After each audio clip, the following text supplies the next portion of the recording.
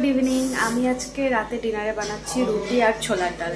ছোলার ডাল আগে কখনো বানাইনি, মায়ের থেকে শুনে নিয়েছি আজকেও, তো আজকে বানাবো। তো চলো দেখা যাক কিরকম কি হয়, কতটা সহজভাবে করতে পারি সেটাই চেষ্টা করবো। যাই হোক চলো দেখা যাক। নিয়ে নিচ্ছি 1 কাপ ছোলার ডাল, আরও আধ কাপ নিয়ে নিলাম, মানে টোটাল 1.5 কাপ মতো নিয়ে নিলাম।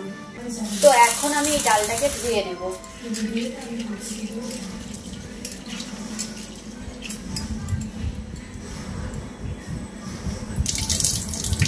এখানে নিয়ে নিয়েছি আমি প্রেসার কুকার, তার মধ্যে দিয়ে দিলাম জল আর দিয়ে দেবো ছোলার ডাল। এতটুকু জলেই মনে হয় হয়ে যাবে, এত লাগার কথা না। প্রেসার কুকার গ্যাসে বসিয়ে দিয়েছি আর গ্যাস অন করে দিয়েছি, তো এটা সেদ্ধ হতে থাকুক। 3 থেকে 4টে সিটি দেওয়ার পরে আমি কিন্তু প্রেসার কুকার নামিয়ে ফেলেছিলাম, আর নামিয়ে ফেলার পরে ঢাকনাটা খুলে দেখি যে ডাল একটুও সেদ্ধ হয়নি। তাই আমি ভাবছি এখন সব কিছু এর মধ্যে দিয়ে দেবো। তো জানি না কতটা দিতে হয়, আপাতত এতটা লবণ দিয়ে দিচ্ছি, আর একটু দিয়ে দিই, লাগতে পারে, আর অল্পই দিলাম। এতটা মতো হলুদ দিয়ে দিচ্ছি, আর একটুখানি জল দিয়ে আমি কিন্তু নাড়াচাড়া করে আবার এই প্রেসার কুকারের মুখ বন্ধ করে ওভেনের ওপরে চাপিয়ে দিলাম। আর এইবারও আমি 4-5টা সিটি দিয়ে তারপরেই কিন্তু নামাবো। আগের বার 3 থেকে 4টে সিটি দিয়েছিলাম, আর এইবার 4 থেকে 5টা সিটি আমি দিয়ে দিয়েছি। দেওয়ার পরে আমি প্রেসার কুকারটা নামিয়ে দেখো প্রেসার কুকারের ঢাকনা খুলে দিয়েছি।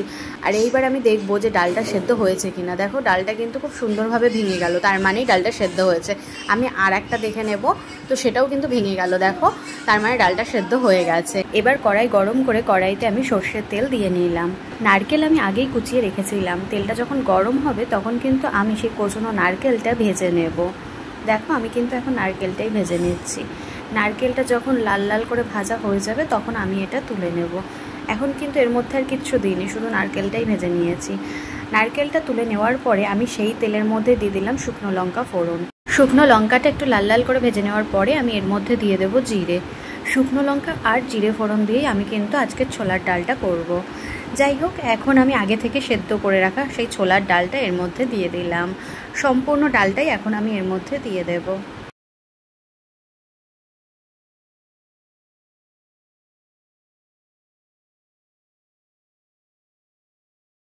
এবার আমি এর মধ্যে দিয়ে দিচ্ছি সেই আগে থেকে ভেজে রাখা নারকেল।